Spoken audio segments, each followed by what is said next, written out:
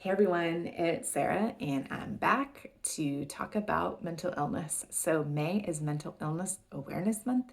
If you've been with me on the channel for a while, you'll know that I was diagnosed with generalized anxiety disorder in 2014. So, I have been managing my generalized anxiety disorder for 8 years. I don't say that I've had it for 8 years because I know when I can look back in previous points in my life, there are lots of signs that symptoms or behaviors or thoughts that would align with my generalized anxiety disorder.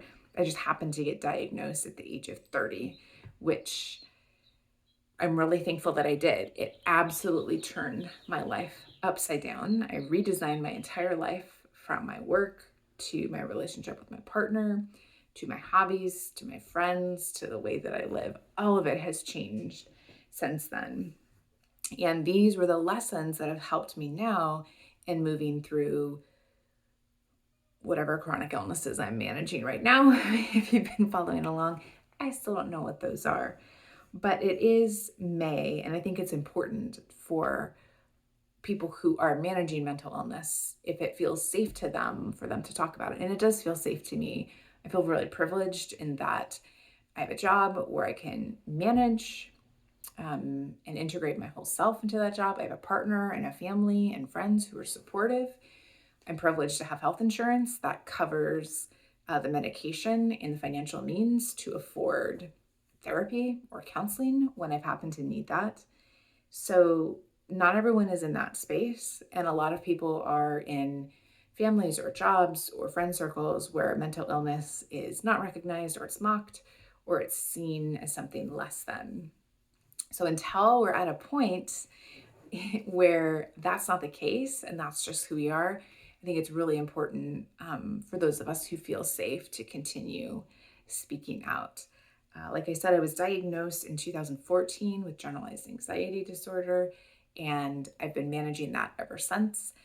I'll link some other videos below, and I talk about my journey with medication. Medication is a very personal decision between you and your physician, and you have to examine not just where you are medically, but your personal beliefs.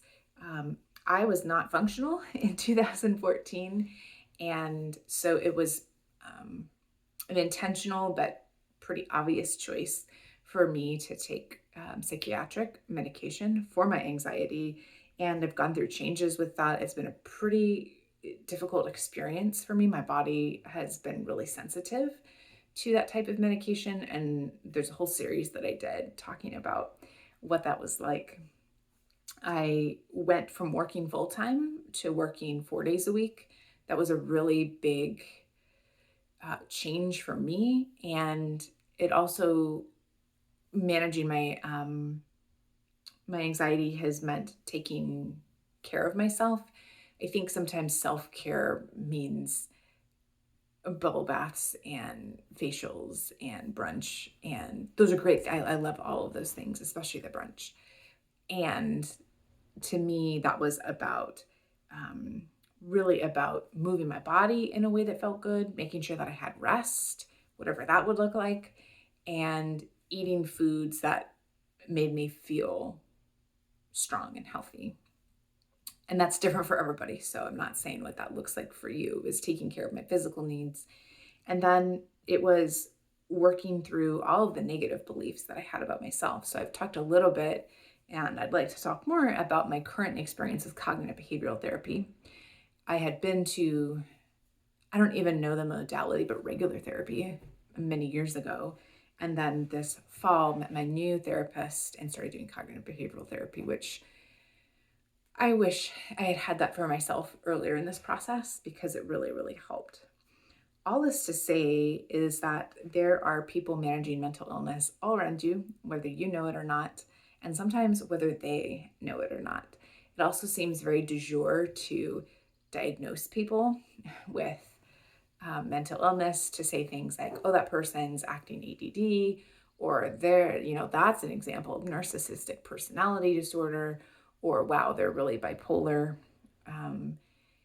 To use language, especially about people that we don't agree with or who are behaving in ways that we see as different. And that's, if you do one thing this month for Mental Health Awareness Month, it's to really not just don't do that. It's not great language. It's not inclusive language.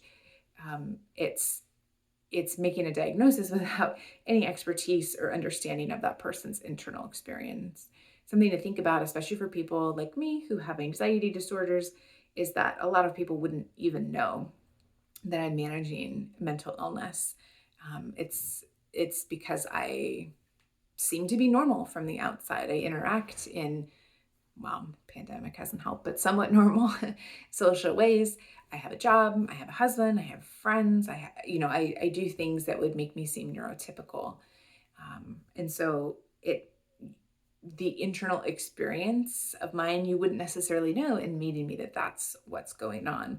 And likewise, people can express different behaviors. That doesn't necessarily mean that's the experience that they have. So really being inclusive and using language that is that doesn't make people who manage mental illness lesser. I had a few questions that people shared with me, or some topics that I'm going to be either blogging or vlogging about. I haven't decided. But if you have questions about what it's like to live with generalized anxiety disorder, I can share my experience.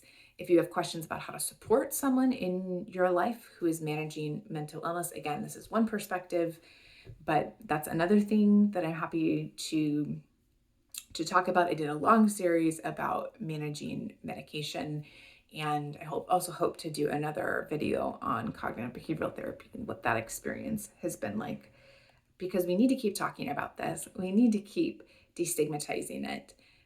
I'll just close, because I want this to be a short video. I'll just close with a really meaningful experience that I had a few years ago that really changed my perspective on mental illness. I don't want to say embracing it, but I want to say seeing it is just one facet of myself. There's a lot of stigma. There are a lot of negative things. And the first few years that I was managing my anxiety disorder, I wanted to suppress a lot of the feelings, the thoughts, the behaviors that I had. This was before my wandering into mindfulness last year, which was interesting, if you know me. This was before a lot of things and before I had fully embraced it. My manager at the time at work had started talking about superheroes. That's never been an interest of mine. I think this is a little embarrassing. I think the last superhero movie I watched that wasn't Lego Batman, which is incredible, by the way, was the Val Kilmer Batman. Just to put a point in time of when I stopped watching superhero movies. My manager he was talking about superheroes, and that is not a mutual interest of ours, but I was listening.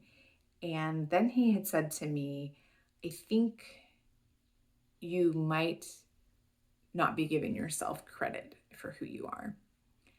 And that's on brand. I've only in the last few years have I learned to be a little more forgiving of myself. And he had said, I think you're Daredevil. And I said, who the hell is that? And then I did remember, yes, that was a Ben Affleck movie. If you're not sure,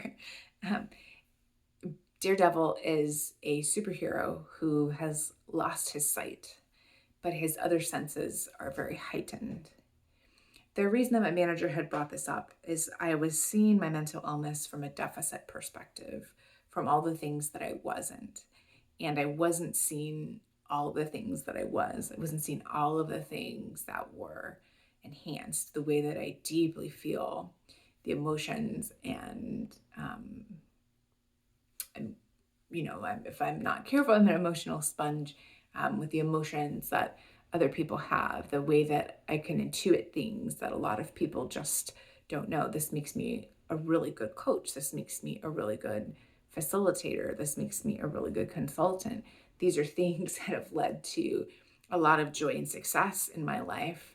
These are the things I remember, little things about people, and I really care deeply. I'm a little awkward, so it doesn't always, it's not always a smooth experience, but he continued. I had saw myself as blind, and he saw all of the things that I was contributing and who I was, and that was a whole person that wasn't in a deficit. And so as I close this video, I just want to remind you, if you're managing mental illness, there is nothing wrong with you. You are who you are. You are fearfully and wonderfully made. You are a full person, deserving of all of the wonderful things that any person is deserving of.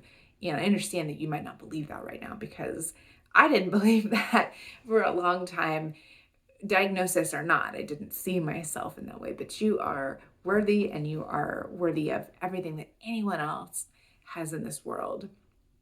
And that is, I think, the journey that I've been on. And it's taken, almost 8 years to come to a point where I really like who I am, and I'm happy with myself, and that my mental illness is not something to erase or to put away or to not be, but it's an integral part of me. It enables things, it gives me some challenges, but that's me, and I'm happy with myself. So thanks for listening. I'll be back later. If you have any particular questions about generalized anxiety disorder, how to support people like me in your life, just drop a comment down below. Thanks, everyone. Bye.